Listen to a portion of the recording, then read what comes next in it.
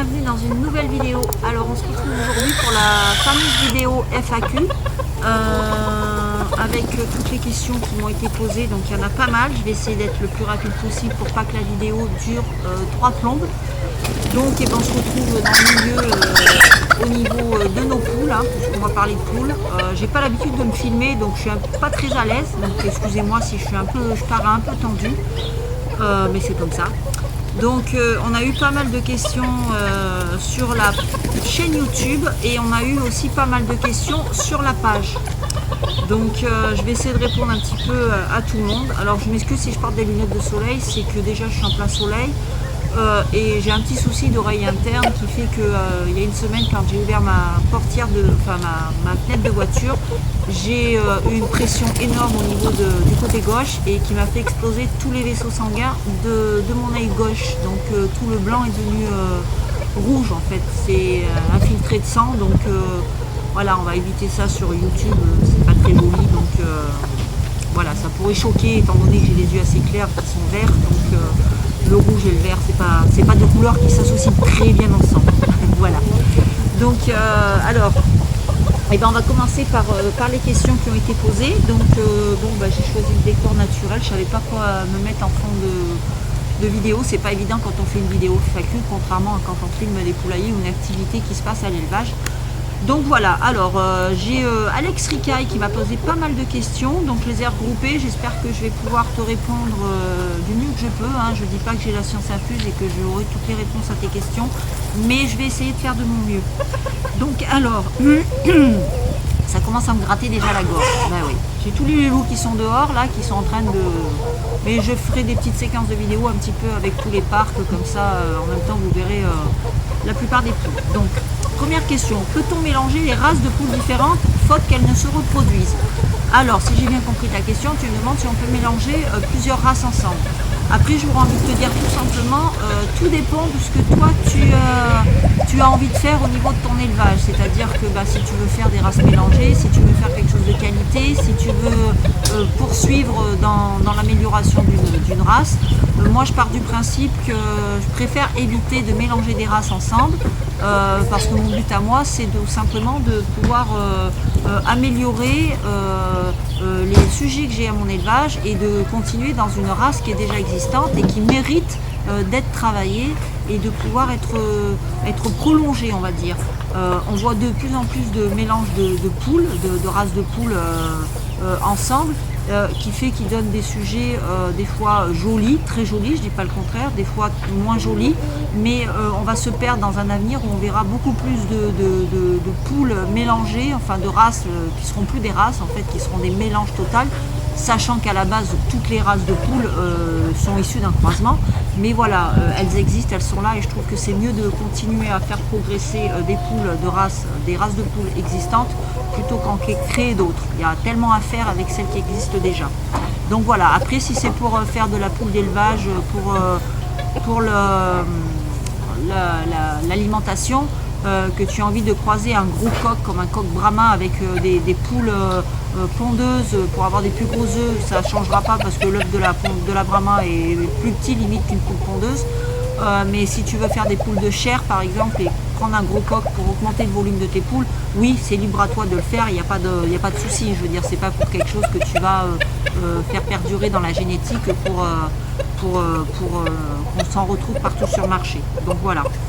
Lorsque vous dites que vos poules sont dispo, où peut-on les voir et le tarif? Alors le tarif, j'en parle rarement sur ma chaîne YouTube parce que je trouve que c'est pas le but, c'est pas l'objet principal. Moi je suis d'abord une éleveuse avant d'être une vendeuse ou quoi que ce soit.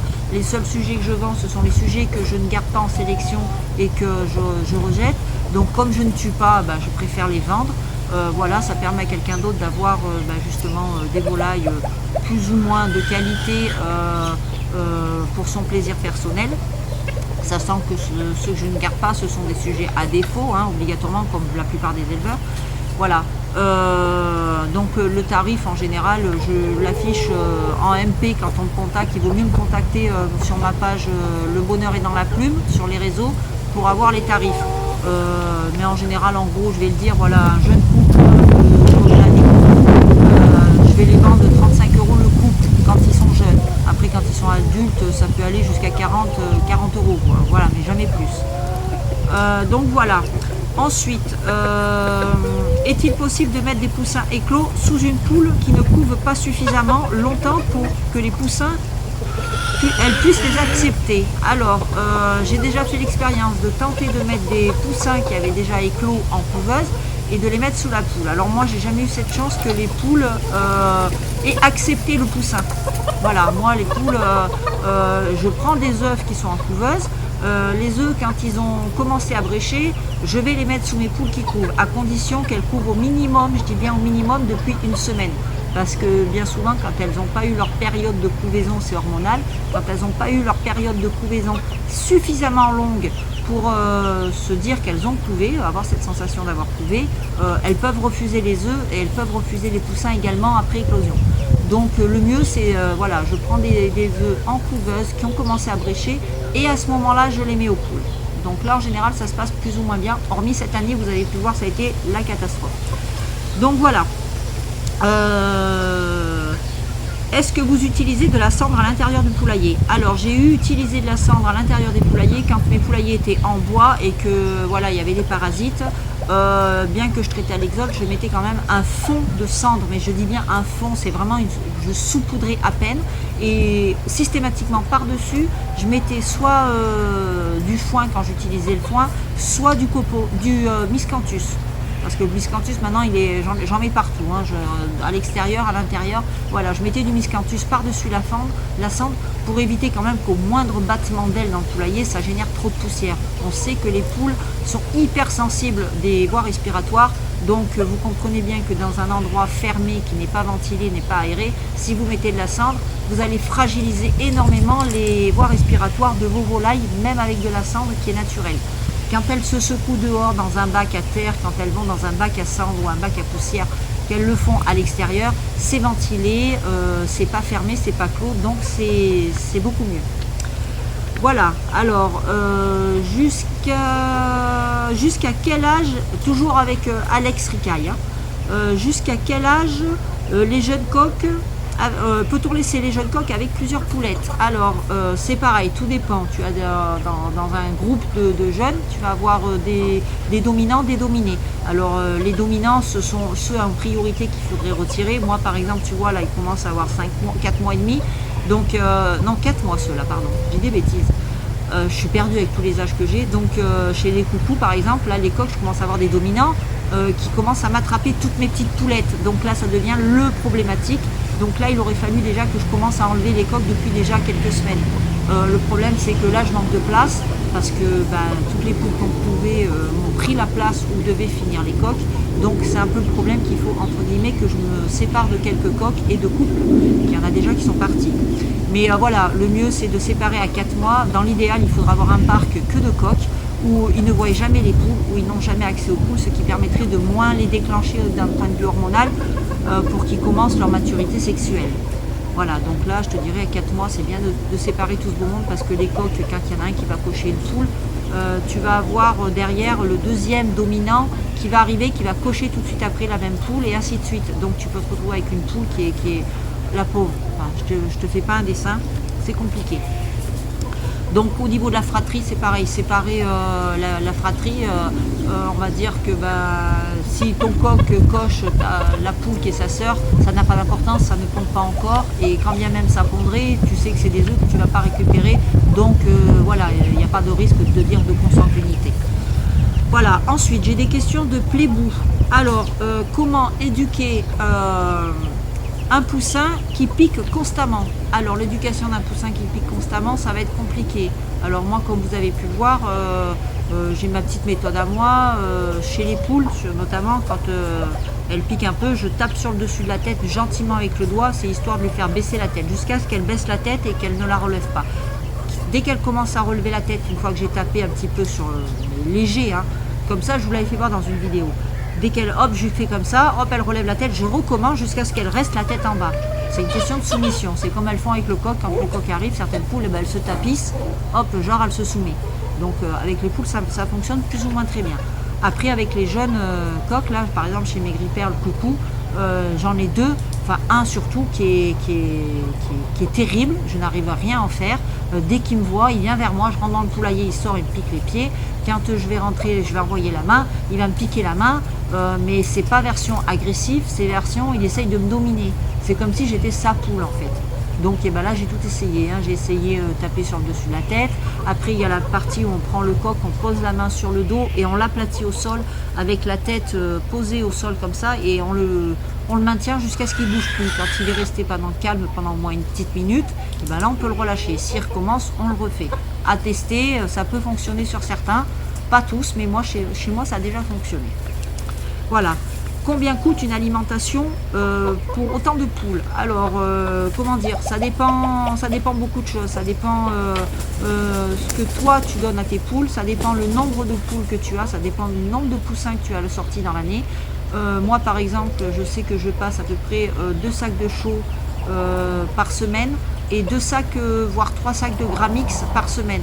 Donc un sac de Gramix, il faut compter une vingtaine d'euros. C'est quand même une alimentation qui est haut de gamme, qui contient énormément de protéines pour les jeunes. Je parle du chaux 1 Crumble, que lui fait une trentaine d'euros. Donc 2 sacs, ça fait déjà 60 euros par semaine. Si tu rajoutes 3 sacs de Gramix pour les adultes, qui fait à peu près 60 euros, tu vois à peu près ce que je passe à la semaine.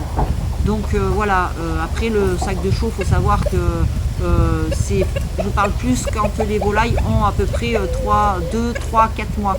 Parce que quand ils sont tout petits, un sac de chaux, si tu as même 20 à 30 poussins, il va te faire largement le mois complet. Donc tu vas passer qu'un sac. Donc après, c'est tout à prendre en compte. Et comme je te dis, après, suivant l'alimentation que tu donnes, si c'est une alimentation bas de gamme, voilà, moi je le ferai pas. Je préfère donner toutes les chances à mes volailles de bien se développer, de bien s'arrondir, de bien avoir une jolie plume. On voit la différence, elle est énorme entre une alimentation de basse gamme et puis une alimentation de haute gamme qui permet d'avoir un bel emplumage des jeunes. Voilà, un bon départ. Voilà, je suis désolée si je remonte constamment mes lunettes, vous allez foutre de ma gueule, mais c'est pas marrant. C'est que sous mes lunettes de soleil, j'ai mes lunettes de vue. Hein, donc c'est double paire de lunettes, donc ça fait un poids énorme, ça tombe. Mais bref, on s'en fout, hein, c'est pratique qu'on regarde. Parce que sinon je suis pas incapable de lire. Ah la vieillerie.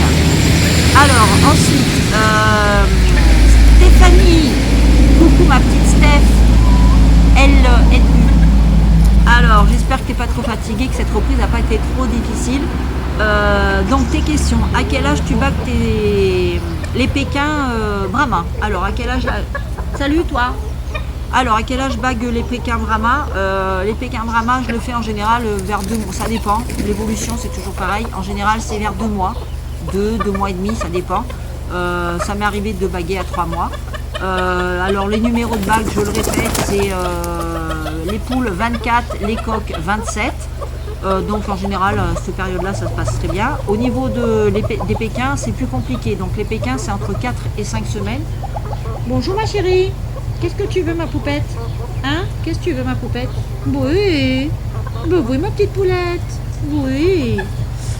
Ça dépend, je vais te dire par rapport aux Pékins, ça dépend de l'emplumage, enfin au niveau des plumes, parce que moi j'ai des Pékins qui ont énormément de plumes aux pattes, donc en général à 4 semaines, voilà, c'est certain, tu sens qu'il faut forcer un petit peu. J'ai oublié de baguer cette année deux volailles, un coq qui est un de mes bleus qui est là-bas, et un autre bleu que j'avais ici, du coup, bon les deux sont, enfin celui-là est parti mais pas bagué, et celui-là il est pas bagué mais il n'est pas encore parti, mais voilà. C'est des animaux que je ne garde pas, donc ça va, c'est pardonnable, on va dire. Mais voilà, les Pékins, on va dire 4 semaines, 5 semaines. Au-delà, c'est très compliqué après de baguer. Et pareil, les Pékins, c'est en 15, et les coqs, les femelles en 15, et les coqs en 16. Je le dis parce qu'il y en a encore qui baguaient cette année en 14. C'est pas bon. Après, quand on n'arrive pas à sexer, parce qu'en 4-5 semaines, c'est compliqué pour certains d'arriver à sexer leur volaille. Donc ce que je conseille, c'est que si vous n'arrivez pas et que c'est temps de mettre la bague parce qu'après ça ne passera plus, et bien ce que je peux conseiller, c'est tout simplement de baguer tout en 16. Si vous avez un doute, vous mettez du 16. N'allez pas mettre un coq avec une bague de 15 si vous pensez que c'est une poule alors que c'est un coq, parce que c'est dangereux pour la volaille après. Donc voilà. Les bagues non utilisées pour une race peuvent-elles servir à d'autres races si elles conviennent? Alors tout à fait, oui. Par exemple, si vous avez des races comme la Pékin et la soie, je ne sais pas, je vous dirais une bêtise. Si par exemple la taille de la Pékin est la même que celle pour des soies. Vous pouvez très bien utiliser les restes de bac que vous avez pour vos pékins sur les soies. Pareil pour la Brahma avec par exemple une pondeuse. Je vous dis ça, c'est voilà, c'est un exemple. Vous pouvez très bien les réutiliser. Il n'y a pas de voilà. Quel tarif fais-tu pour tes sujets de qualité ou qualité jardin? Alors il faut savoir que les qualités, on en a plusieurs. On a la qualité jardin, c'est-à-dire celle qui a beaucoup de défauts qu'on ne pourra pas, qui seront même pas, je veux dire, si vous allez faire des expositions, on va vous dire ne même pas utiliser pour la repos. Par exemple, quand vous allez faire des expositions, vous allez avoir les sujets qui vont être notés comme quoi vous pouvez les faire, les mettre en repro. Ils ont des défauts, mais vous pouvez les mettre en repro. Et puis vous avez les sujets qui sont de qualité expo et qui eux, voilà, seront du super grand level. Donc à ce niveau-là, voilà, il faut faire la différence de ça. Après, vous avez la qualité jardin, c'est-à-dire que c'est les sujets qui ont trop de défauts et que vous ne gardez pas à l'élevage parce que ça vous amènera rien de bon à la reproduction si vous voulez, dans le but d'avoir des jeunes et d'avoir de la qualité derrière. Donc voilà. Ensuite, combien de temps gardes-tu les coqs et les poules repos? Alors, ça c'est une question compliquée parce que ça dépend pareil, c'est de l'affinité que j'ai avec eux. Si par exemple j'ai un coq avec qui j'ai de l'affinité, comme vous prenez Odin chez mes froment argentés, j'ai énormément d'affinité avec lui, donc là il va sur ses 3 ans, ben, normalement j'aurais dû m'en séparer cette année, mais du coup je vais le garder une année de plus parce que pour moi, sentimentalement, c'est difficile de m'en séparer. Donc voilà, il va rester un an de plus à l'élevage. Enfin, peut-être que je vais m'en séparer au printemps prochain. Voilà, la poule c'est pareil, j'ai 2 poules, c'est mégaté, j'ai pas envie de m'en séparer, mais pourtant le printemps prochain je serai obligée de m'en séparer. Je vais leur accorder une année de plus ici. C'est pas que je manque de poules, hein, parce que chez les froment, j'ai quand même 8 poules froment et j'ai 2 coqs. Hein, et donc j'en ai un 3e qui est pas mal aussi au niveau que je pourrais mettre en repos.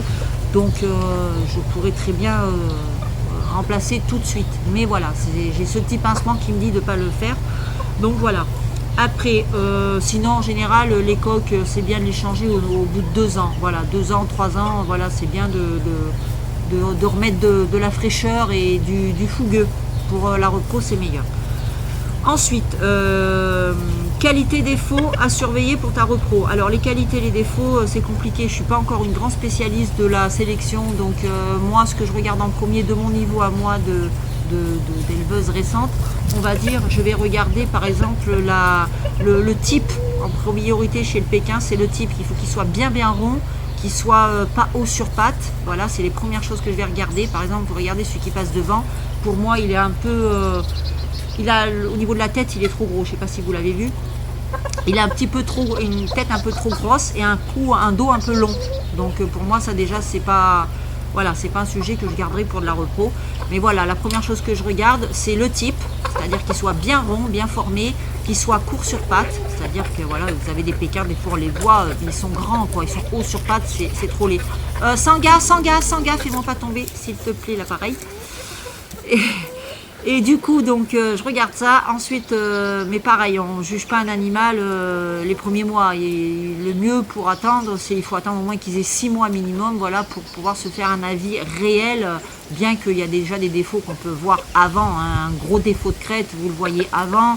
S'il manque des lobes, s'il y a des triples crétillons, des doubles crétillons, ça, vous savez que ben voilà, le mieux c'est... Après, si la volaille, elle a un super type et que son défaut, c'est la crête, ben, vous gardez, vous travaillez pour le type, quoi. Mais il faut qu'il n'y ait pas d'autres défauts. Parce que si elle commence à avoir un défaut de crête, un défaut de port d'aile, de tout ça, je veux dire, je vois pas l'intérêt, même si le type est bon. Voilà, ça va vous emmener quand même de quoi devoir beaucoup travailler derrière. Donc voilà, pour tout ce qui est les défauts, les trucs comme ça. Ensuite, y a-t-il des couleurs que l'on peut croiser avec les coucous noirs et les coucous GP? Alors oui, il y a des couleurs que tu peux croiser parce que dans le coucou, tu as énormément de coloris qui sont travaillés avec le coucou. Moi, ce que je veux dire par là, c'est par exemple, la seule chose qu'il faut regarder, c'est par exemple, tu peux croiser un coucou noir avec un bleu, par exemple, ça te fera du coucou bleu, mais il faut t'assurer, parce que c'est très rare d'avoir du bleu qui n'est pas porteur caillouté, ou du noir qui n'est pas porteur caillouté. C'est très très rare à trouver, c'est très compliqué à trouver, et surtout d'être sûr, parce qu'on peut te dire que c'est du tout noir, mais dans la génétique auparavant, il peut y avoir du caillouté. Donc oui, tu peux croiser, comme là, le gris perle, moi qui n'étais pas porteur coucou, qui n'était pas porteur caillouté, j'ai croisé avec du coucou pour avoir du coucou gris perle. Si tu mélanges du caillouté et du coucou, tu vas te retrouver avec des dessins de volailles qui seront vraiment laids, ça ressemblera ni à du coucou ni à du caillouté. Voilà, ça va être trop présent, enfin je le déconseille. Voilà. Ensuite, combien de poules mets-tu max par coque pour la repro? Alors, combien je mets de poules? Ça dépend, on va dire, c'est pareil de l'activité du coq. Dans l'idéal, je dis bien dans l'idéal, pour avoir un taux de fécondité au maximum, pour avoir des conditions qui soient vraiment optimales au niveau de la fertilité des poules et des œufs, le mieux, c'est, on te dirait, un coq pour 3 poules, mais 2, ça serait encore mieux. Voilà. Et il faudrait que ce soit dans des petits parcs, pour justement, tu vois, moi j'ai vu des parcs de repos où les poules, il y a 2 poules, un coq, dans un parc qui fait 1 mètre de large sur 2 mètres de long maximum. Voilà, ça évite au coq de courir, de se fatiguer à courir après les poules, et le taux de fécondité est meilleur. Voilà, donc dans l'idéal c'est ça. Moi après tu peux voir, j'ai un coq, 5 poules, voilà. Il faut faire mon taux de fécondité régulièrement. Voilà, donc on va passer à d'autres questions avec ensuite Claudine Tomakovic. Comment fais-tu pour gérer ta repro de Brahma avec les différents coloris? Alors c'est simple, je fais simplement puisque je n'ai qu'un seul coloris, je travaille que le Brahma saumoné. Alors j'ai un coq noir saumon et un coq bleu saumon, donc voilà, c'est toujours du saumon, donc il n'y a pas de problème de couleurs différentes, il n'y a pas de truc à gérer, j'ai suffisamment avec les pékins à gérer pour ne pas avoir d'autres coloris en Brahma. Voilà. Je vous laisse tout de suite, je fais une pause et je reviens pour vous tout de suite et pour moi dans un petit moment. Alors, je disais tout à l'heure, on se retrouve avec maintenant Valérie Gauthier. Coucou Valérie. Alors, question. Pour les poussins, fais-tu un tri en fonction de l'âge ou tu les mets tous ensemble? Alors, en général, quand je fais éclore des poussins, je les fais éclore en décalé, c'est-à-dire que en général, 5-6 jours de décalé dans la couveuse. Donc, les poussins, avec les premiers qui sortent, ont 6 jours de décalé. Ensuite, ceux d'après ont 18 jours et après ont parfois 25-26 jours de décalage. Enfin, en gros, un peu plus de 3 semaines. Donc je les acclimate les uns aux autres au fur et à mesure. Je prends les premiers, je les mets dans une cage, je mets une séparation pour les deuxièmes pendant 2-3 jours. Ensuite les deuxièmes rejoignent les premiers, les troisièmes qui arrivent, pareil, retournent dans la séparation et ainsi de suite jusqu'à ce que toute la couveuse ait éclos et que les poussins soient réunis tous ensemble. Donc en général ils ont quelques semaines de décalé, mais ils finissent tous dans le même parc, hormis les poussins qui naissent sous les mamans, qui eux restent avec les mamans et n'introduisent pas le parc où j'ai mes autres poussins. Donc voilà, il me semble que j'ai... à partir de quel âge tu mets les poussins avec les adultes? Alors à partir de quel âge je mets avec les adultes? Tout simplement, les poussins qui sont nés avec les mamans, en général, je les laisse dans leur parc. Par contre, je les sépare, c'est-à-dire que je laisse les mamans dans une petite cage, dans une cage à lapin qui est assez grande, hein, je veux dire, et je les laisse le temps d'acclimatation, que les poules puissent voir les petits, voir les mamans et qu'elles s'habituent à cette présence. Donc, et quand je vois que les poussins commencent à avoir un petit peu quelques jours, on va dire 3 semaines à peu près, je lâche les mamans sous surveillance pendant 1 heure ou 2 pour voir comment ça se déroule. Et puis si je vois qu'il n'y a pas d'agressivité, je laisse l'après-midi et ainsi de suite. Et au fur et à mesure, j'augmente jusqu'à laisser les mamans ensemble avec les petits, mais la nuit, je les ramasse. Pour ce qui est des... Oh là là, qu'est-ce qui se passe? Viens mes loulous, viens mon chewing-gum, viens vite mon petit chewing-gum. Dis viens mon chewing-gum, viens. Qu'est-ce qui s'est passé mon petit chat? Qu'est-ce qui s'est passé? Dis-moi, hein? Qu'est-ce qu'il y a eu? Oui. Oui mon petit chewing-gum. T'as eu peur? C'est la tourterelle. C'est rien loulou.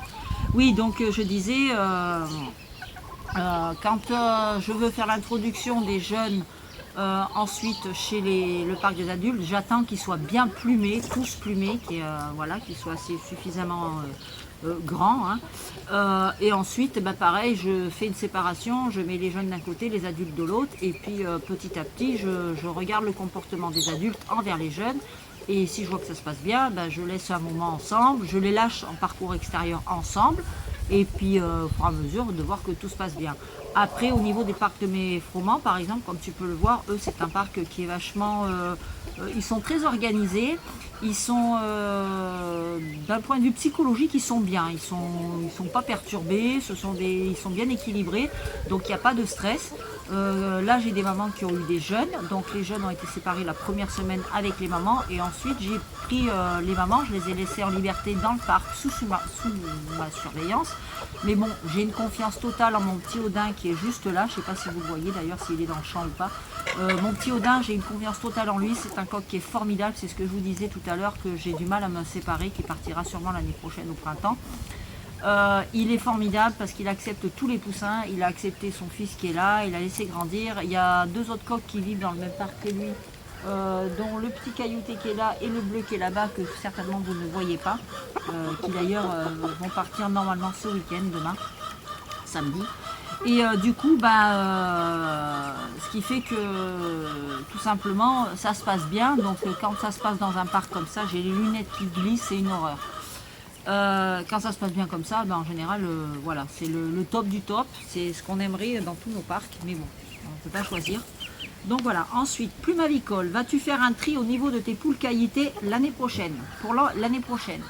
Alors oui Hugo, je compte faire un tri. Là actuellement j'ai 5 poules adultes, dont certaines ont des défauts qui semblent qu'il faudrait que je ne garde pas, notamment au niveau des yeux. Elles ont les yeux verts, enfin verrons je dirais, un œil orange, un œil vert, donc ça à mon avis, j'en ai 2 déjà sûrs que je vais éliminer. Éliminer, attention, hein, quand je vais éliminer, je vais m'en séparer, je vais pas les tuer. Hein. Et j'en ai, parmi mes jeunes, j'ai 3 poulettes là-bas que je vais laisser grandir, que je vais regarder à quoi elles vont ressembler, et que certainement peut-être elles intégreront si elles ont ce qu'il faut pour intégrer le parc des cailloutés, sachant que je vais modifier mon parc des cailloutés et que je vais inverser certainement mon coq bleu Titan va intégrer le parc avec mes poules cailloutées, et mon coq caillouté que j'ai là à l'élevage, que je souhaite présenter à Limoges, en expo, lui intégrerait mon parc au niveau de mes 2 splatchs que j'ai, et je le mettrai avec pour sortir du bleu caillouté 100%. Donc à voir, mais normalement voilà, les choses sont prévues comme ça, même si mes poules splash ne sont pas, voilà, enfin une des 2 n'est pas, elle manque de dessin dessus, enfin de couleur bleue, mais bon, on verra bien. Voilà, mais je compte faire du tri, oui, dans mes cailloutés, certainement que mon coq repro de cette année va partir avec certainement les 2 poules. Voilà. Ensuite, Mag, coucou ma petite Mag. Alors, pourquoi ne fais-tu pas de Pékin frisé? Alors, c'est tout simple, je ne fais pas de Pékin frisé pour la simple et bonne raison que les Pékins frisés, pour moi, j'ai déjà énormément de mal à avoir des sujets de qualité, super qualité on va dire, parce que j'ai quand même de quoi travailler, j'ai quand même de beaux sujets, mais voilà, j'ai encore beaucoup de travail à faire pour améliorer encore plus. Et le Pékin frisé, c'est un boulot énorme, parce que c'est très fragile, c'est une plume qui est très fragile, c'est une plume que si tu ne maîtrises pas le frisé, tu peux vite te retrouver avec des volailles qui ont un aspect vraiment vite pas correct, tu vois. La plume frisée, ça se travaille qu'avec du lisse. Il faut vraiment surveiller que les plumes des poules soient vraiment au mieux de leur qualité, au mieux de leur forme, parce que sinon si tu gardes un sujet qui a une plume déjà qui est un peu trop usée, abîmée, en plus dans les coloris, si tu prends du gris perle, par exemple du gris perle en frisé, c'est une catastrophe, parce que déjà la plume du gris perle, c'est une plume qui s'abîme extrêmement vite. Donc voilà, j'ai déjà suffisamment de boulot, donc peut-être que je dis pas un jour, mais franchement le frisé c'est pas mon truc préféré. Voilà, quand je maîtriserai bien le sujet, peut-être que j'y viendrai certainement d'ailleurs. Voilà. Alors ici Cathy Cuban, coucou ma petite Cathy. Quand tu sélectionnes un coq ou une poule, tu fais la différence entre ceux pour améliorer le standard ou ceux pour les expositions. Alors je fais les 2 quand je sélectionne une poule ou un coq, parce que comme je l'ai dit précédemment, tu as les volailles que tu vas garder pour la reproduction, c'est-à-dire qu'ils ont certains défauts, mais que tu peux utiliser en reproduction. C'est-à-dire que si c'est juste un défaut de crête et que tu as un coq qui a un défaut de crête, mais qui a un super type, un super volume, un joli port d'aile, qui a tous les autres attributs, tu vas garder ce coq-là. Le travailler par exemple, pour un défaut de crête, tu vas le travailler avec une poule qui a une très jolie crête. Bien que c'est souvent le coq qui amène les défauts de crête, donc il vaudrait mieux avoir un coq qui a une jolie crête et à la limite te servir d'une belle poule qui a des belles rondeurs pour corriger le défaut du coq. C'est-à-dire donner de la rondeur au coq et emmener une jolie crête à la poule, si par exemple tu as une poule qui a un défaut de crête. Mais voilà, s'il y a des sujets qui sont à défaut, comme j'en ai beaucoup ici, j'en garde certains quand même parce qu'ils ont des atouts qui peuvent m'amener à corriger d'autres problèmes sur d'autres défauts d'autres volailles. Donc voilà.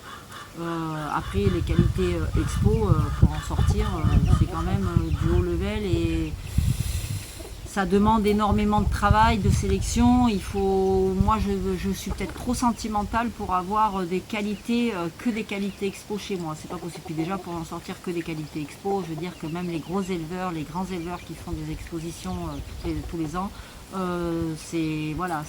faut travailler énormément et c'est pas dit que chaque année ils aient de quoi exposer. Voilà.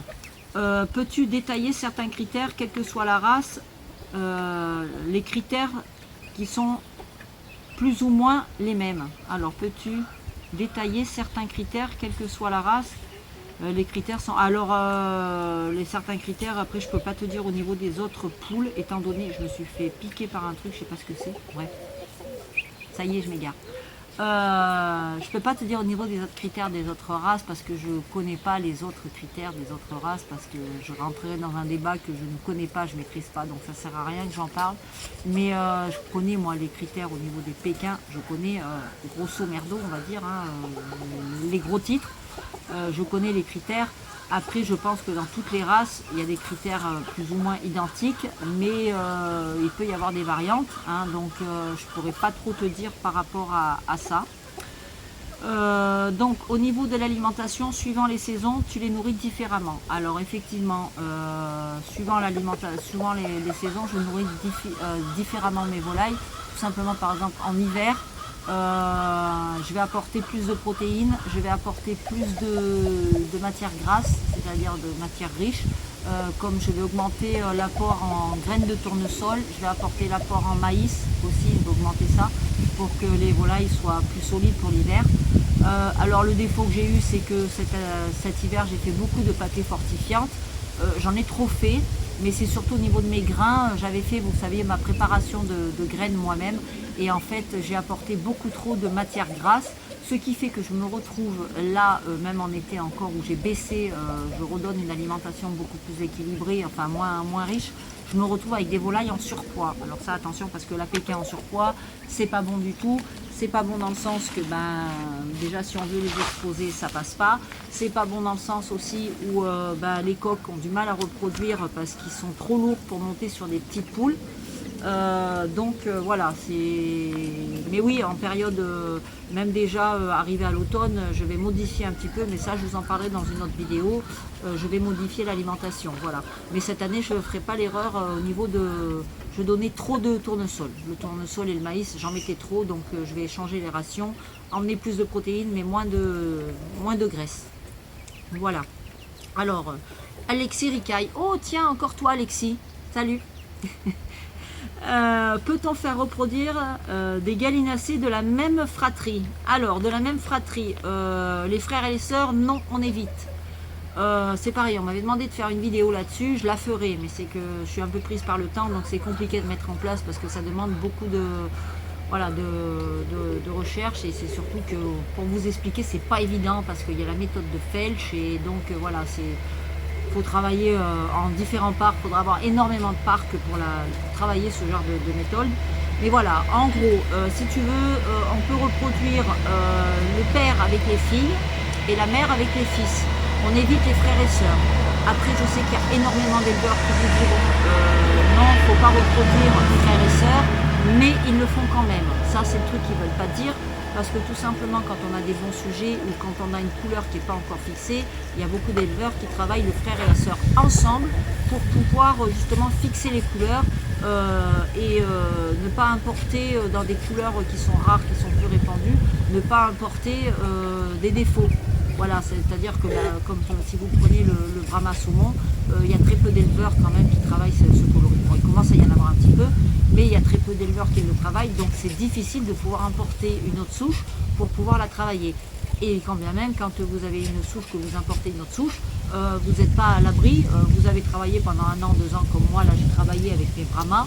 Mes 2 coqs viennent d'une souche de Nice, mes poules venaient d'une souche de ma région. Donc j'ai croisé les deux et je commence simplement cette année à voir, je ne sais pas si vous avez vu mes poules, elles sont juste magnifiques, je commence simplement à avoir du résultat. Si je venais à importer une autre souche, je prends le risque de mettre en danger ce que j'ai obtenu. Brahma! Alors là vous avez un coq Brahma, le jeune coq Brahma et une poule qui sont en train de se battre. Brahma! Brahma! Stop! Bon ben je vais intervenir.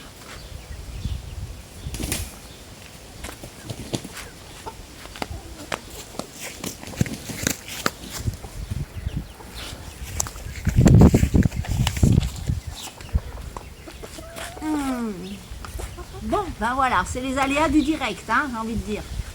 Je vais redescendre, il me semble que j'étais plus bas. Non, je vais rester à l'ombre. Ah, je suis chiant. Donc, oui, je disais donc, voilà, au niveau des saumons, voilà, je ne vais pas importer dans l'immédiat, je ne vais pas importer une autre souche. Donc là, je vais remettre les filles, toutes les filles avec le père, c'est-à-dire un des 2 pères puisque j'ai 2 coqs. Donc je vais garder un des coqs et je remettrai les filles avec le père pour pouvoir avoir une future génération. Et à ce moment-là, si je poursuis dans le Brahma, ce qui n'est pas sûr, si je poursuis, il faudra que j'importe certainement une autre souche par la suite en changeant mon coq. Hein, on gardera les poules et on changera le coq. Voilà. Rakam, coucou Rakam. D'ailleurs j'ai une petite pensée pour toi parce que normalement c'est demain matin demain dans l'après-midi que je vois ta maman pour le petit couple de bleus. J'espère que tu en prendras soin. Mais j'ai pas de doute là-dessus. Alors, j'ai un coq blanc, Coco, et une poule bleue, Bédou. Ils ont eu un poussin bleu caillouté. Comment est-ce possible? Alors là, j'ai envie de te dire, je ne suis pas dans la génétique de ta poule pour le savoir. Parce que pour que tu aies sorti du blanc, c'est-à-dire qu'il y a certainement une couleur récessive qui est le blanc et qui ressortent au niveau de ça. Parce que le bleu, normalement, si j'ai bien compris, tu as un coq blanc et Coco et une poule bleue et ils ont sorti un poussin bleu caillouté blanc. Donc ça veut dire que quelque part, un de tes deux, le coq ou la poule était porteur caillouté. Donc ça, c'est voilà, le caillouté vient certainement de là. Ou les deux étaient porteurs cailloutés. Et le blanc qui t'est donné sur une poule bleue du bleu caillouté, ça je ne pourrais pas te l'expliquer parce qu'un coq blanc, normalement, ils sont rarement purs de blanc, donc ils sont toujours porteurs d'une autre génétique avant. Certainement que ton coq blanc a été une couleur récessive de l'union de deux générations de poules avant, mais qui n'étaient pas forcément blancs. Donc voilà, moi j'ai eu dans mes fromages argentés, j'ai eu cette année 3 volailles qui sont sorties blancs, mais d'un blanc pur éclatant, et c'est ce qu'on appelle des couleurs récessives. Donc voilà. Bauer Estelle, quelle taille de bague pour les coqs et poules Brahma? Alors je l'ai dit tout à l'heure, chez le Brahma femelle c'est la taille 24, chez le coq c'est le 27, la taille 27. Voilà. Christelle Céline, comment fait-on? Comment faire quand mon coq blesse gravement mes poules en les cochant? Alors j'ai envie de te dire c'est compliqué, je sais pas si tu as vu le dos de mes poules Brahma, elles sont complètement bousillées. J'ai essayé les selles qu'on met sur le dos, alors une l'a gardée un certain temps et puis au bout d'un moment elle en avait marre et là avec les chaleurs elle transpire en dessous donc ça n'aide pas parce que ça macère en fait directement au contact de la peau, le dos macère. Donc elles ont du mal à le supporter parce que c'est extrêmement chaud. Je te dirais que le mieux c'est de séparer tes poules de ton coq, c'est-à-dire la journée tu laisses soit le coq enfermé, tu sors tes poules et tu remets le coq uniquement que le soir, voilà, au dernier carat, quand tu vois que c'est presque l'heure de rentrer, de façon à ce qu'il les coche. Dans l'idéal, tu pourrais même mettre ton coq au niveau de tes poules 2 fois dans la semaine, simplement, leur faire passer, tu les enfermes avec le coq 2-3 heures avec le coq, c'est suffisant. Le coq va féconder ta poule de la même manière. manière, elle n'a pas besoin d'être restée en permanence avec le coq pour que ça fonctionne. Donc le mieux, c'est ce que je peux te conseiller, c'est ça, c'est de séparer les poules du coq si tu as la possibilité. Sinon, ben, va pour remettre une selle de dos que tu trouveras un peu partout ou faire toi-même. Voilà. Christelle Céline, comment... Ah oui, non, ça c'était Christelle Céline, pardon. Ma micro-ferme, est-ce que t'es déjà arrivé de tout arrêter comme ça du jour au lendemain? Alors, question très difficile pour moi parce que je suis une personne hyper têtue, hyper tenace. Je suis quelqu'un qui va jusqu'au bout de ce qu'elle entreprend. Je n'aime pas abandonner les choses pour moi parce que pour moi c'est une défaite. Je suis pas quelqu'un qui va au truc de se dire ouais j'y arrive pas, allez j'arrête, j'en ai marre. Non. Voilà, je suis têtue depuis que je sais marcher. C'est encore d'ailleurs marqué dans mon carnet de santé à l'école maternelle. Enfant t'es têtu. Donc justement, plus le défi est compliqué, plus moi j'y arrive et plus ça va m'embêter et plus je vais vouloir me forcer à le faire. Donc abandonner comme ça, non par rapport à une difficulté. Par contre, abandonner si vraiment il y a un problème qui fait de santé ou de... ça peut être financier ou quoi, me faire dire stop, il faut y arrêter. Là oui, parce qu'il faut savoir être raisonnable aussi. Donc voilà, mais arrêter comme ça sur un coup de tête ou parce que voilà, j'arrive pas, non, c'est pas dans mes objectifs, c'est pas dans mon comportement ni dans ma mentalité. Alors Lorenzo, j'aimerais savoir où vous vendez vos poules et vos coqs. Alors comme je l'ai dit, je ne vends mes poules et mes coqs ici à l'élevage. C'est-à-dire qu'il m'arrive d'aller au marché près de chez moi. D'ailleurs j'y vais ce lundi pour me séparer de quelques coucous que j'ai que je ne souhaite pas garder à l'élevage. Mais sinon, toutes mes volailles que j'ai à vendre, que je ne garde pas que j'écarte de la sélection, sont à vendre ici. C'est-à-dire les gens viennent ici, j'ai beaucoup de gens qui viennent de Normandie, de Nevers, de partout pour venir me chercher des fois uniquement des coqs. Hein. J'ai une dame qui a fait 9 heures de route. Hein. D'ailleurs, si tu passes par là, je sais que tu passes par là, je te fais un petit coucou. Et donc voilà quoi. Ensuite, Victor Nicolas, quelle couleur de Brahma aimerais-tu faire autre que le saumon? Alors, si j'avais poursuivi dans la Brahma, là maintenant que j'obtiens du coloris que j'aime, voilà, je suis contente de mon saumon parce que jusque là je n'étais pas contente de la couleur. Là je vais te dire que j'aime la couleur que je sors, donc pour le moment j'envisage de garder cela encore une année de plus. Si un jour je venais à changer et de reprendre les Brahmas d'une autre coloris, je le dis d'entrée de jeu, ça sera du coucou. Parce que le Brahma coucou, je trouve ça mais juste génial, c'est magnifique. C'est des couleurs qui leur donnent un volume supplémentaire, ça donne des reliefs et tout, et je trouve que ça donne un aspect complètement différent. Et j'adore ça. Le problème, c'est qu'il y a très peu d'éleveurs qui le travaillent, donc c'est compliqué de retrouver des bonnes souches et surtout d'avoir au moins 2 souches pour démarrer. Hugo, peux-tu revenir sur le sujet de la sélection? Alors, écoute, je reviendrai, je ne vais pas le faire sur cette vidéo parce que sinon ça prendrait trop de temps de parler de la sélection sur une FAQ. Donc, je referai une vidéo si tu veux pour la sélection. D'ailleurs, ça pourra aider justement, j'en parlais dans une autre question d'une autre personne. Ça pourra aider au niveau de... J'ai quelques jeunes qui me restent, donc je pourrais faire une vidéo là-dessus, t'inquiète pas de souci. J'ai plein de projets de vidéos, mais les mettre en pratique, c'est compliqué. Ludivine Pierrette Grosso, mon fils rêve d'avoir des poules, nous allons réaliser son rêve. Pouvez-vous me dire quelles sont les races les plus sociables avec les enfants? Alors, c'est simple et pas compliqué. Comme vous pouvez le voir, je ne vais pas mettre en avant cette race parce que c'est la mienne. Mais il faut dire ce qui est, la Pékin, c'est une poule qui est extrêmement sociable, qui est extrêmement affectueuse, qui est pas sauvage, qui est facilement docile, qui vient vers vous spontanément, voilà. Mais en échange, c'est pareil. Si vous passez pas du temps avec, si vous n'êtes pas tous les jours à aller la voir, à parler avec vos poules. Moi, je parle avec mes poules, je parle tout le temps avec mes poules. Je sors, à chaque fois que j'y vais, je fais les soins et tout, je leur parle. Donc du fait, elles viennent sur moi, elles me câlinent, enfin voilà quoi.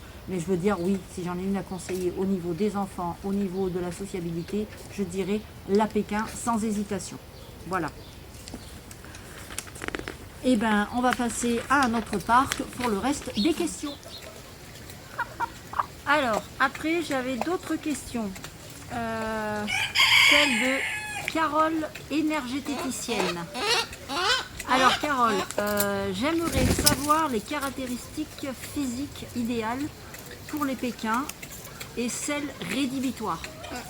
Alors les caractéristiques idéales, on va dire que je répète, le type prioritaire, c'est-à-dire qu'il faut qu'ils aient un type très rond, très, voilà, très volumineux, que ça forme une boule avec une tête limite petite tête de cochonnet, un dos court, c'est-à-dire qu'il ne faut pas qu'il y ait entre la partie qui est là et le pompon, il ne faut pas qu'il y ait une longue distance, il faut que vraiment voilà, il y ait la partie de la tête et là il y ait le pompon qui démarre, un dos court, une tête qui soit petite, un volume, les pattes jaunes, les yeux bien orange, voilà, et les crêtes le plus possible droit. Et ensuite on regarde au niveau des ailes, voilà. Il faut qu'il soit bas, il ne faut pas qu'il y ait de hauteur entre les pattes, enfin, il ne faut pas qu'il soit trop haut, il faut qu'il ait une forme bien arrondie. Voilà, après ce qui est rédhibitoire, on va dire les animaux qui sont trop hauts sur pattes, les rédhibitoires, vraiment rédhibitoires, oui, c'est les animaux qui sont trop hauts, enfin les pékins qui sont trop hauts, qui n'ont pas de type, qui manquent de type, qui manquent de rondeur, qui ont un long dos, qui ont une grosse tête, qui a une tête trop grosse par rapport au reste, au volume du corps. Voilà, ça c'est rédhibitoire. Et aussi les triples crétillons, les doubles crétillons. Après, bon, même quand il y a un double crétillon, je veux dire, si tout le reste est correct, on peut garder et s'en servir pour la reproduction, pour améliorer d'autres points négatifs sur d'autres sujets. Voilà. Donc pour ma part, voilà, de mon niveau à moi. Après les pros, ils pourront vous en donner certainement plus que moi. Mais voilà, de mon point de vue à moi. Ensuite, sinon, quel mariage pour obtenir quelle couleur? Alors là, c'est une colle. Comment dire, moi je connais ce que je travaille, ce que je fais. Mais tu vas rester là tout le temps, ma chérie? Hein? Oui, ma popette, mais je ne vais pas te garder. Tu me tiens chaud en plus. Bah oui, tu me tiens chaud, ma chérie. Voilà, moi je connais ce que je travaille, c'est-à-dire parce qu'il y a tellement à savoir, il y a tellement beaucoup à construire rien que sur une couleur, que je ne pourrais pas me permettre de... J'ai tellement de mal déjà avec ça, tout ce qui est génétique, enfin tout ça, je ne pourrais pas me permettre de connaître tout au niveau de toutes les couleurs. Après je sais qu'au niveau du bleu, voilà, on peut travailler le bleu avec le noir, on peut travailler le bleu avec le chocolat, avec le lilas. Voilà, je veux dire, c'est toutes des couleurs qui peuvent passer ensemble. Je sais qu'il y en a aussi qui travaillent le gris perle avec du bleu et du noir. Donc le gris perle peut être travaillé avec du noir pour améliorer l'intensité de la couleur gris perle pour pas qu'elle soit trop délavée. Ça améliore aussi la qualité de la plume parce que plus les couleurs sont claires et plus il faut dire ce qui est, plus ça va apporter une usure de plume importante et une couleur un peu fade. Donc le noir rehausse tout ça. Sinon, qu'est-ce que je pourrais dire de plus? Ah mon gros, tu viens? Regarde, je t'ai cueilli des fleurs. Tu viens mon bonhomme? Et je t'ai eu, voilà, je t'ai eu. Ah bonhomme? Ouais, doucement, doucement. Doucement, voilà. Qu'est-ce que tu dis? C'est la gueule? Un petit chat. C'est un petit bébé. Un petit chat. Allez, hop. Voilà, tiens, je te donne une main avant de partir. Voilà. Donc oui, je disais, tout ce qui est les couleurs, le gris perle, voilà, vous pouvez travailler avec du noir pour pouvoir intensifier la couleur du gris perle. Le caillouté, on peut le travailler avec toutes sortes de cailloutés et de couleurs comme le chocolat, comme je disais, le lavande, le bleu, voilà, c'est un parc qui peut contenir plusieurs couleurs ensemble, qui s'associent très bien ensemble. Faites pas gaffe à mes pieds, j'ai été dégueulasse, c'est normal. Par contre, tu ne me piques pas les pieds, hein. Ça, c'est une herbe. Je te vois venir, toi. C'est mes orteils, c'est pas des knackis, hein. Qu'est-ce que tu veux, gros? Donc voilà. Après, sur les autres couleurs, je pourrais pas dire parce que j'ai pas des compétences suffisamment. J'ai pas acquis suffisamment de compétences pour pouvoir juger des coloris, quoi. Je sais qu'il y en a beaucoup qui travaillent aussi avec le Isabelle. Voilà, mais ça, moi, je ne connais pas assez pour pouvoir me permettre de dire quoi que ce soit. Avec le coucou, on peut travailler toutes sortes de coucous. Hein. Comme je disais, on peut avoir du coucou fauve, du coucou gris perle, on peut avoir du coucou bleu, enfin voilà, toute une sorte de panel de couleurs. Mais toujours vérifier parce qu'on sait que toutes ces couleurs-là sont souvent porteurs de cailloutés. Donc ça, c'est un truc qu'il faut faire hyper attention parce qu'il ne faut pas mélanger. Ça va, Michette? Tu te remets un petit peu de ta mue, toi, ma louloute? Donc c'est toutes des couleurs qu'il faut, enfin les deux gènes de coucou et caillouté, ça va pas ensemble. Donc après, je ne vais pas trop m'évader là-dedans parce que je serais capable de dire des bêtises et ça m'embêterait de dire des bêtises.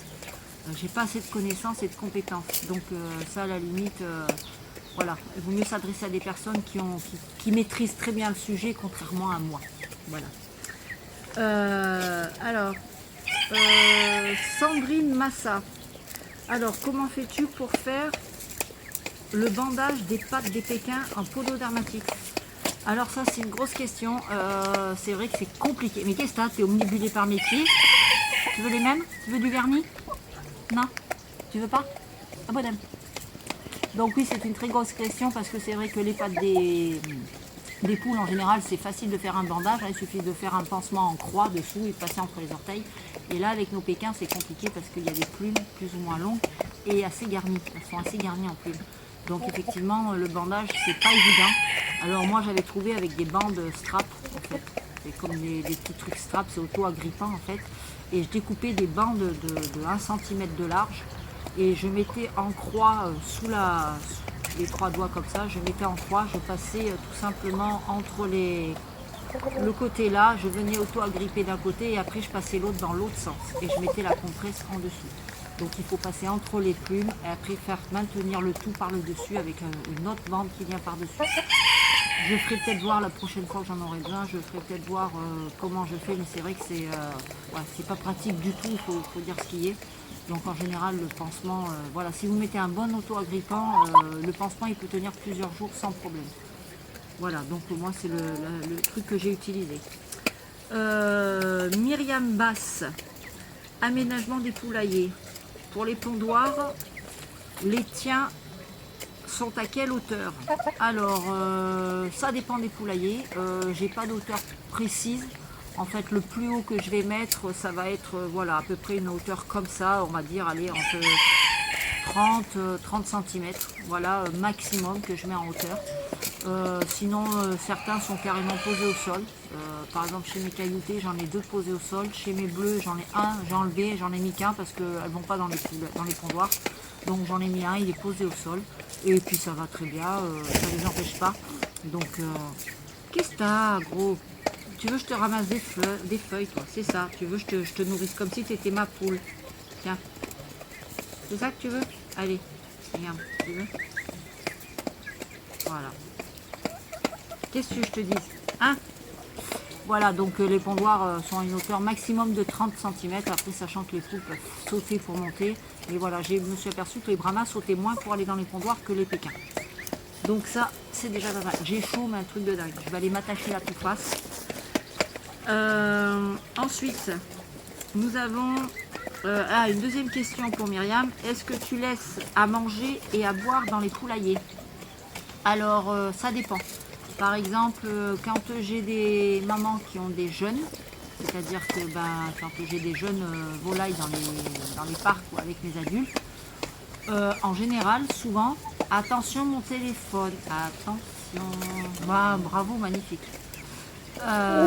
Quand j'ai des jeunes, je mets toujours dans le poulailler, je laisse toujours une gamelle de flotte et de graines. Pour la simple et bonne raison, c'est que le matin, quand les portes du poulailler s'ouvrent, tous les adultes sortent et ils se jettent sur la nourriture. Et ce qui fait que les tout petits, en fait, quand ils s'approchent pour aller manger, et tout simplement, les adultes les attaquent. Enfin, les attaquent. Façon de parler, c'est qu'ils ne les attaquent pas, mais ils ont tendance à mettre des coups de bec pour faire fuir les petits. Donc les petits regardent de loin les adultes manger et quand ils y vont, il ne reste plus que des restes voilà, que les autres n'ont pas voulu. Donc oui, quand il y a des jeunes, je laisse une gamelle d'eau et je laisse une mangeoire avec des graines pour qu'ils puissent se nourrir tranquillement sans être agressés par les adultes. Voilà, voilà. Ensuite, Clara Housser, désolée si j'écorche ton nom. Quels sont les essentiels à connaître, ce qu'il faut absolument savoir avant d'accueillir des poules chez soi? Taille, enclos, poulailler, alimentation, nombre de groupes, etc. C'était quoi ce bruit? Je ne sais pas. Alors, comment dire? Quels sont les essentiels à connaître? Il faut absolument avoir alors il y en a plein d'essentiels à connaître. Donc déjà, pour faire simple, il faut penser à la taille du poulailler selon le nombre de poules qu'on veut mettre dedans. Après, tout dépend aussi, j'ai envie de te dire, tout dépend Si tes poules vont rester essentiellement parquées dans un enclos ou si elles auront accès à sortir la journée en liberté, voilà, ça il faut prendre en compte parce que moi mes tailles de parc sont réduites, elles sont plus petites. J'ai des parcs qui font entre 12 mètres carrés, d'autres qui font jusqu'à 20 mètres carrés, d'autres les plus grands, je crois, il fait 25 maintenant, parce que ce sont des vraiment on l'a coupé. Mais parce que je prends en compte que mes poules passent une grande partie de la journée à l'extérieur. Donc c'est-à-dire que là, comme moi, tu vois, je suis dehors avec mes brahmas, ils ont leur parc herbeux. Après, quand mes cailloutés sont toujours dehors de ce côté-là, et après j'ai juste à alterner mes bleus et mes froment avec les jeunes qui sortent que le soir. Voilà, donc ils sortent tous dehors toute la journée. Donc après, là, la taille du parc, c'est en fonction de ça aussi.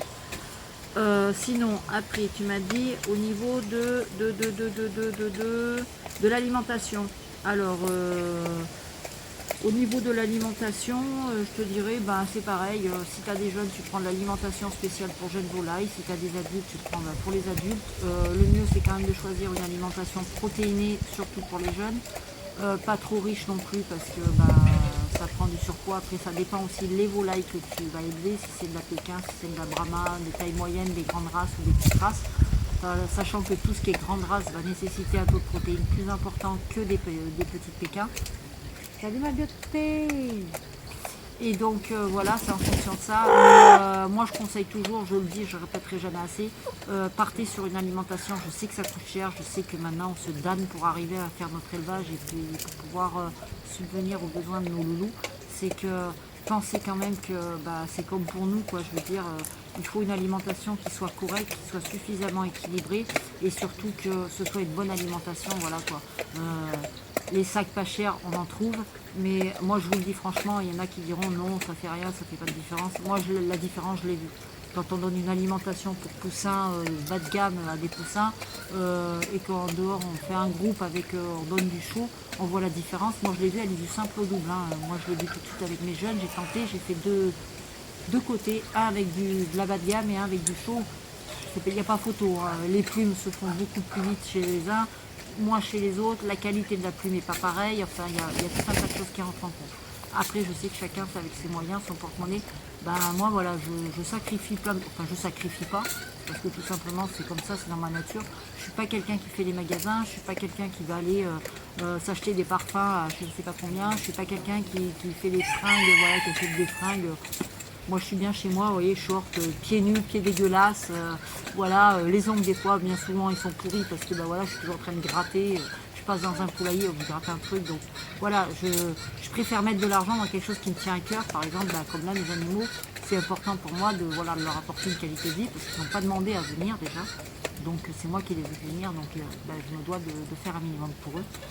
Donc voilà, après je vous dis, c'est chacun fait en son âme et conscience et surtout en fonction de ses possibilités.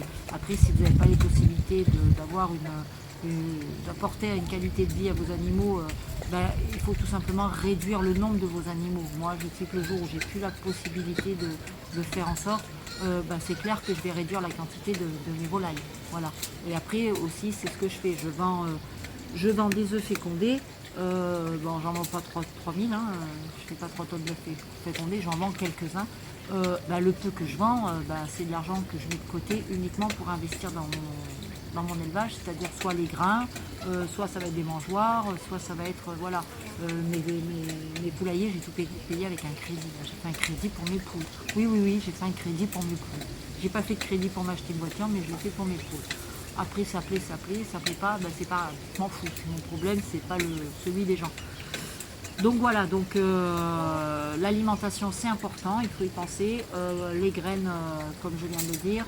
La taille du poulailler du parc, c'est une chose. Après, le poulailler à l'intérieur du poulailler, j'ai envie de te dire, c'est pareil, s'il y a beaucoup d'individus ou pas. Mais c'est surtout... les poules, il faut savoir que l'espace, c'est bien qu'elles en aient à l'intérieur du poulailler, mais il faut savoir que toutes les poules, la plupart du temps, la nuit, elles dorment toutes les unes contre les autres, surtout en période hivernale. Donc, oui, avoir un poulailler assez grand, comme là pour les brahmas qui puissent se tourner, tout ça, c'est important. Mais sur des petites Pékins, moi, il m'est arrivé d'avoir 8, 9, voire 10 poules dans un poulailler qui faisait 1 mètre sur 1 mètre. Voilà, et quand tu ouvres le poulailler, tu t'aperçois que en fait, tout le reste du poulailler n'est pas utilisé et qu'elles sont toutes perchées les unes sur les autres. Voilà, mais à condition que les poules restent dehors toute la journée. Donc c'est tout, j'espère avoir répondu. L'alimentation, nombre de groupes. Alors les groupes, bah, c'est pareil, chaque groupe a son poulailler, donc je pense que c'est ça que tu voulais me dire. Donc je vais répondre au reste des questions et cette fois on va passer vers ma crotte. A tout de suite. Pour Maya Varello, qui est ton plus vieux coq et poule? Alors mon plus vieux coq, eh ben, il est là tout simplement. C'est le petit chouchou. Eh oui, c'est mon loulou, tout simplement parce que loulou va rester à l'élevage et qu'il est là depuis le début, on va dire. Il fait partie des premiers poussins que j'ai eus dans la repro et que ma crotte va rester là jusqu'à la fin avec nous, avec tout simplement Piaf qui est sa poule, puisqu'ils sont nés du même lot de poussins et donc c'est sa copine, ils vont rester là. Donc mon loulou va sur ses 3 ans passés, je crois, je ne sais plus exactement. Donc voilà, j'ai aussi également 2 poules froment qui ont elles vont sur leurs 3 ans, alors que lui il a ses 3 ans. Et sinon, ben ouais, après comme c'est renouvelé régulièrement, ben je n'ai pas de vieux sujet à l'élevage, hein. Donc le plus vieux qu'il y aura à chaque fois, ça sera toujours lui, tout simplement. Mon petit chat, oui. Tu leur dis toi? Ensuite, pourquoi j'ai une poulette de 3 mois qui suit encore sa mère? Dois-je la séparer? Alors, la séparer, c'est à toi de voir. Après, si c'est une poulette que tu ne comptes pas garder chez toi, que tu comptes revendre ou simplement donner, si elle n'a que 3 mois et qu'elle ne te dérange pas dans l'immédiat, je te conseille d'attendre un petit peu, que ce soit sa mère qui la chasse, on va dire, entre guillemets. Ça sera plus juste pour elle. Et ça lui permettra de ne pas avoir de frustration d'avoir été séparée. Enfin, si elle est encore avec sa mère, c'est qu'elle en a besoin, et si la mère la garde, c'est que la mère en a besoin aussi, quoi. Je veux dire, si ça ne lui plaisait pas, elle l'aurait déjà chassée, parce que c'est la maman en général qui coupe le cordon avec les jeunes, hein. En plus, si ta poule est toute seule et qu'elle n'a pas d'autres fratries, donc obligatoirement elle a ce manque de... Il n'y a rien qui la dirige pour se séparer de sa mère, quoi. Je veux dire, les autres, quand ils sont en groupe, ils font leur petite vie, voilà, ils mènent leur vie comme ça. Donc la séparation, c'est à toi de voir, mais enfin, pour ma part, si c'est pas pour t'en séparer définitivement et que la poule te dérangera pas plus, c'est pas une de plus, une de moins, tu peux la garder encore jusqu'à ce que la mère décide, en général vers 4 mois, 5 mois, la mère, elle les vire, hein. Donc voilà. Ensuite, nous avons comme question, toujours avec Maya, bah non, puisque Maya c'était dois-je m'en séparer. Nous avons Amélie Teyou. Alors, annuellement, que faites-vous sanitairement sur leur environnement et sur eux? Alors, sanitairement, au niveau de leur environnement, 2 fois par an, on nettoie de fond en comble, que ce soit les poulaillers ou les sols, c'est-à-dire au niveau de tout ce qui est parc, on vire tout ce qui est au sol, à l'extérieur des parcs. Aïe, on va y arriver. C'est-à-dire, on va gratter tout ce qui est le miscanthus dans les parcs et on va tout mettre, et ça on le fait en la période de quand le potager se termine, c'est-à-dire qu'on récolte plus rien au potager. Et ben, tout ce qui est dans les parcs, on va le mettre directement sur les parcelles de potager. Ça fait de l'engrais, ça fertilise le sol et en plus ça permet d'améliorer la qualité de la terre, de la rendre plus souple et d'amener de la vie au potager. Ensuite, on nettoie, désinfecte, on sort tout l'intérieur des poulaillers, on nettoie, on désinfecte eau des cachocs, fongicides, insecticides, ça on le fait 2 fois dans l'année. Sinon le reste du temps, une fois tous les 15 jours, on passe un grand coup de balai. Si c'est vraiment poussiéreux, on met un coup de jet, simplement avec de l'eau, on laisse sécher, on remet du miscanthus et c'est tout. Il n'y a pas d'autre chose plus importante à faire. Je ne traite pas les sols par rapport au verre ou quoi que ce soit, puisque je traite mes volailles. Donc pour en venir aux volailles, tout simplement, 2 fois par an, je traite au vermifuge, c'est-à-dire je mets chez les jeunes de moins de 500 grammes, je traite au capisol, et chez les plus de 500 grammes, je traite avec du téniverme. Quand les jeunes ont grandi et qu'on en arrive à la 2e fois, j'inverse, c'est-à-dire ceux qui ont eu le capisol passent au téniverme et ceux qui ont eu le téniverme passent au capisol. Donc je fais ça 2 fois dans l'année, en général ça suffit largement. J'ai pas besoin, ou je ressentis le besoin de vermifuger plus mes poules, parce que j'ai jamais eu de problème de ver ici à l'élevage, toujours pareil. Touche du bois. Oui, il y a du bois là. Et du coup, après, qu'est-ce que je fais d'autre? Au niveau des vitamines, bon, bah, chez les jeunes, j'ai déjà dit dans ma vidéo sur les jeunes, que je vous conseille d'aller regarder, bah, de 0 à 3 semaines, ils sont sous traitement vitamine naturelle de chez Diatosphère, le Vitapoultry. Après, c'est en entretien, je fais 1 semaine par mois, jusqu'à peu près 4 mois. À 4 mois, voire 5 mois, je fais un traitement de 7 jours de diaponte. Pendant 1 semaine complète, et après je le fais en entretien 3 jours par mois jusqu'à la reproduction. Le diaponte, c'est un complément vitaminé excellent pour l'appareil reproducteur des volailles en général, hein, des volatiles. Donc ça aide à la ponte, mais ça aide aussi surtout à renforcer l'appareil reproducteur chez les poules et chez les coqs aussi. Donc ça évite certains petits désagréments, comme on peut voir certaines poules qui font des infections de l'ovicule, enfin des trucs comme ça. Donc ça prépare, on va dire, la reproduction, et ça aide, il faut dire ce qui est. Donc on peut donner aussi oh, il y en a un autre, je me rappelle plus le nom, je vous le mettrai si j'y pense, je vous le mettrai. Voilà, donc je fais que ça en entretien. Après, ben, on va des pâtés fortifiants l'hiver avec des sardines à l'huile, tout ça pour renforcer, pour les oméga, tout ça. Des verres de farine, des œufs durs. Voilà, c'est au niveau de l'alimentation, je vais renforcer pour que les volailles soient plus solides l'hiver et qu'elles supportent les intempéries, le froid, l'humidité, tout ce qui s'ensuit. Donc après, l'humidité, les maladies respiratoires, tout ça, je traite que quand j'ai des symptômes, je ne fais pas de préventif. Par exemple, si je peux mettre de l'eau, des infusions de thym quand vraiment ils annoncent des grosses périodes de froid, je fais des infusions de thym, ou quand il y a des journées de froid et qu'il y a du vent en plus, ça évite les courants d'air ou les coups de froid sur les voies respiratoires. Donc sinon voilà, je fais rien de particulier. J'ai envie de vous dire, c'est un peu comme nous, moins on en prend, mieux on se porte. Voilà. On évite de fatiguer l'organisme ou de le surcharger de traitements, ou même naturels, hein, je veux dire. On fait les choses, voilà, simplement comme on le ferait pour nous, et voilà, j'ai pas de soucis particuliers, j'ai jamais eu hormis Lune qui était partie et Caramel, voilà, donc c'est tout. Après, je veux dire, il n'y a pas besoin de faire de plus, hormis quand vous avez une maladie qui apparaît réellement, quoi. Donc voilà, si ça peut répondre à ta question. Et quelle période poux, vitamines vert. Alors pour les poux, tout simplement, je traite 2 fois par an normalement. Ça peut aller jusqu'à 3 au niveau des poux. Alors je ne le fais pas forcément en prévention, parce que je n'aime pas traiter en prévention, ça ne sert à rien en plus, parce que si vous n'en avez pas, ça sera gaspiller du produit qui coûte cher, parce que je prends de l'Exolt chez le vétérinaire en fonction du nombre de mes poules. Sinon, tout simplement, je traite quand je fais le tour de mes poulaillers, comme je vous dis, je regarde les poules, mais je regarde aussi les intérieurs de poulailler. Si je vois le soir je décèle quelques poux ou que les jeunes se grattent, là je vais traiter à l'Exolt et je vais faire en fonction de ça. Mais je ne vais pas aller faire du préventif, ça ne sert à rien de faire du préventif. Donc je le fais en général 2 fois par an. S'il y a besoin d'une 3e fois, je le ferai une 3e fois. Ça, il n'y a pas de souci. On peut me dire oui, mais attention, attention. Moi, depuis que je l'utilise, maintenant, j'ai jamais eu de soucis. Et il faut savoir utiliser intelligemment le produit, quoi. Il ne faut pas aller pousser à l'accoutumance, ou juste par psychisme de se dire oh, je vais traiter, il doit y avoir des poux, il fait chaud, je vais traiter. Non, on regarde, s'il y a besoin, on traite. Voilà. Mais en général, voilà, ça se passe très bien comme ça. Donc voilà, la vidéo va être encore longue.